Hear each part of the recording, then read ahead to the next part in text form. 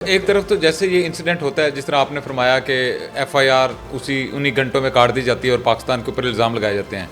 अभी जो recent press conference हुई है DGI साहब की जानब से, उसके अंदर तो बाकायदा उन्होंने प्रूफ दे दिए हैं कि भारत की एजेंसियाँ, उनकी आर्मी यहाँ पे मुलव्वस है, किस तरह से पैसा आया, किस तरह से वो यहाँ पे धमाका खेज मवाद को यहाँ पे पहुँचाते रहे।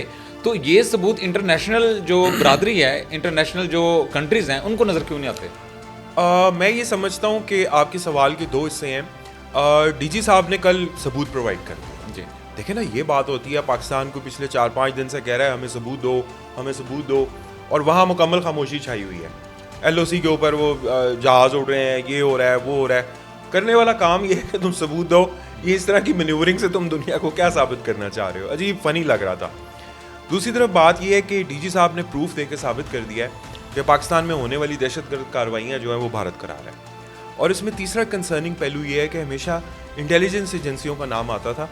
कल जो डीजी साहब ने बात की है उसमें मेजर का नाम आ रहा है, यानी कि उनकी आर्मी तो सूबेदार का नाम आ रहा है। हाँ, इसका मतलब ये है कि उनकी आर्मी तो इन्वॉल्व हुई हुई है यहाँ पे तकरीबकारी करने में। कुलभूषण यादव उसकी बहुत बड़ी एग्जांपल है। फिर आप देखें जी, बलोचिस्तान से कुलभूषण यादव का पकड़ा जाना, जाफर एक्सप्रेस के वाकयात होना, इसका मतलब है कि बड़े अरसे से हम लोग ये कह रहे थे कि भारत जो है पीछे इन्वॉल्व है।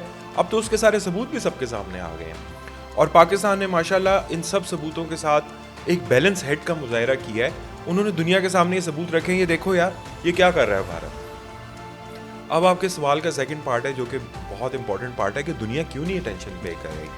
तो मेरी नज़र में तो इसका एक ही जवाब हो सकता है कि शायद उनकी मार्केट इतनी बड़ी है, कुछ कमर्शियल इनके जो वो होते हैं मफादात, वो आपस में जुड़े हुए हैं, जिसकी वजह से ये बिल्कुल मामे हैं, बोल ही नहीं रहे, जवाब ही नहीं दे रहे किसी चीज़ का, क्योंकि उनको नज़र आता है कि एक सामने एक अरब की आबादी है जिसके सामने हमने अपनी चीज़ें सेल करनी है।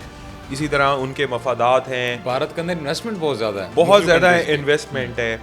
फिर आप देखें दुनिया में इस वक्त 3 सुपर पावर्स हैं, एक रशिया है, एक चाइना है, एक अमेरिका है। तो माशाल्लाह अल्लाह के फजलो करम से चाइना जो है पाकिस्तान के साथ बिल्कुल शोल्डर टू शोल्डर खड़ा है। CPEC मंसूबे उसका बहुत बड़ा एक प्रूफ है। और दूसरी तरफ आपकी सेंट्रल एशिया की रियासतें हैं, सऊदी अरब, टर्की, कतर, उन्होंने कितने अच्छे तरीके से आपको जवाब दिया। कल भी फाइनेंस वो हमारे डिप्टी प्राइम मिनिस्टर ये बता रहे थे फ्लोर ऑफ द असेंबली के ऊपर खड़े होके। तो ये इंडिया को सब कुछ बर्दाश्त होता नज़र नहीं आ रहा।